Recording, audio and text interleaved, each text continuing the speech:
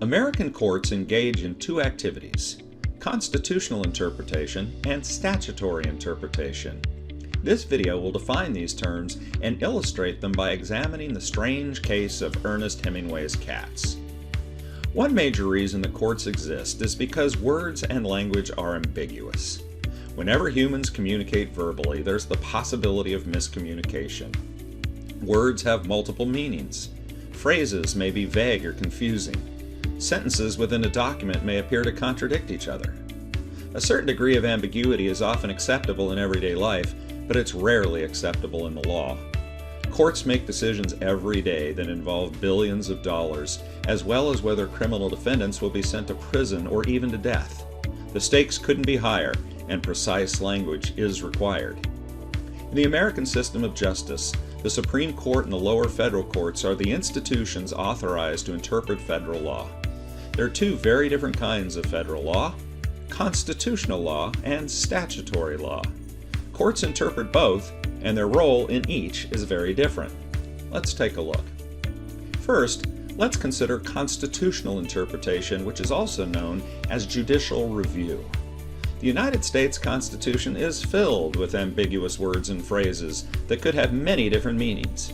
For example, the Fourth Amendment guarantees Americans protection from unreasonable search and seizure. But what is that?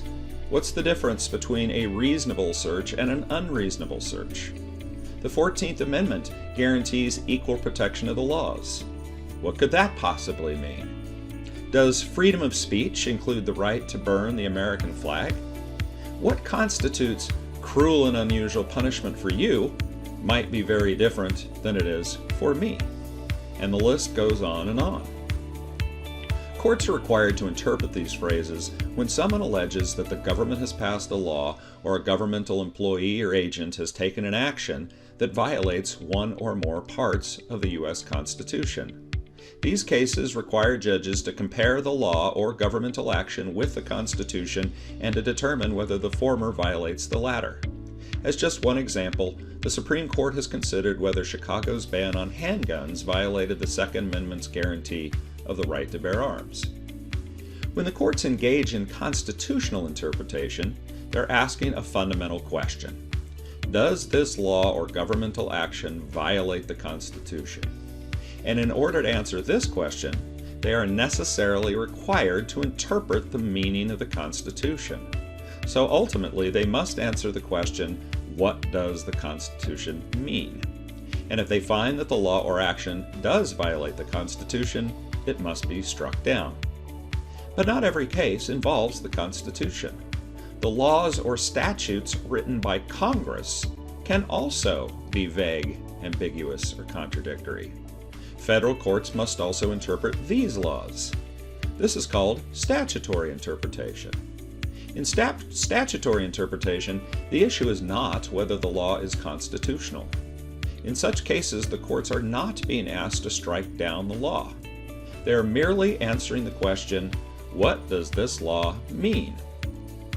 To help illustrate these concepts, let's consider the case of 907 Whitehead Street versus USDA, decided in 2011 by the 11th Circuit Court of Appeals. 907 Whitehead Street in Key West, Florida, is the former home of famed author Ernest Hemingway. Since 1964, it is operated as a for-profit museum open to the public. One of the highlights of the museum is Hemingway's cats. Ernest Hemingway owned many cats when he lived at the house, and 40 to 50 descendants of those original cats still call 907 Whitehead Street their home. In the early 21st century, a visitor to the museum became concerned about whether Hemingway's cats were being properly cared for, and this visitor contacted the U.S. Department of Agriculture, an agency of the federal government. The U.S. Animal Welfare Act gives the USDA the authority to regulate any exhibitor of animals. It sent an inspector to the Hemingway house. In 2003, it ordered that the Hemingway house make several changes to the way in which it cared for the cats, including requiring that the cats be housed in individual shelters each night. Hemingway House did not want to make these costly changes, and it filed a lawsuit against the Department of Agriculture. It made two arguments. One involved constitutional interpretation, and the other involved statutory interpretation. First, Hemingway House argued that the Department of Agriculture's actions violated the United States Constitution. Specifically, Article 1, Section 8 of the Constitution says that Congress has the power to, quote, regulate commerce among the several states. This is known as the Interstate Commerce Clause. It gives Congress the power to regulate interstate commerce, or commerce between states.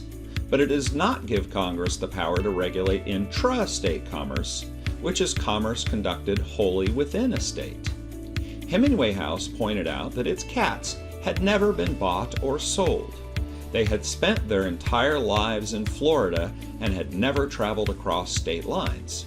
As a result, they had never been a part of interstate commerce, but only intrastate commerce, and therefore, the federal government had no constitutional power to regulate their cats. That was the constitutional argument, but they also had a statutory argument. They argued that even if the cats were part of interstate commerce, the regulations were still invalid because the Animal Welfare Act did not apply to the Hemingway House.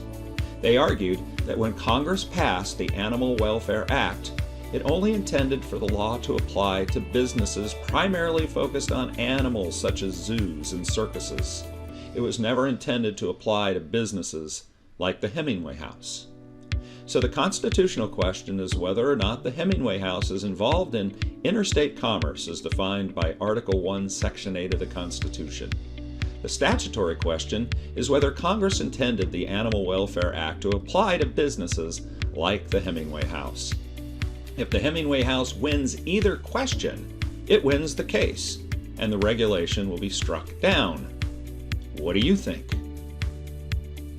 The 11th Circuit Court of Appeals ultimately decided both issues in favor of the U.S. Department of Agriculture, dismissing both of the arguments made by the Hemingway House.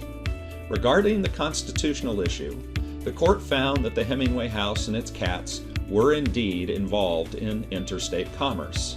The court noted that the Hemingway House drew visitors from around the nation and that the cats are featured prominently on the Hemingway House website and in other marketing materials. Regarding the statutory issue, the court decided that Congress intended the law to apply to any business that displayed animals for paying customers and that it was not limited to circuses and zoos. A couple of things to note. First, the court was not deciding whether these regulations were a good idea or not. Its decision was merely limited to whether the USDA had the constitutional and statutory authority to issue them. Second, if Congress disagrees with the court's statutory decision, it has the right to pass a new law clarifying the definition of an exhibitor of animals.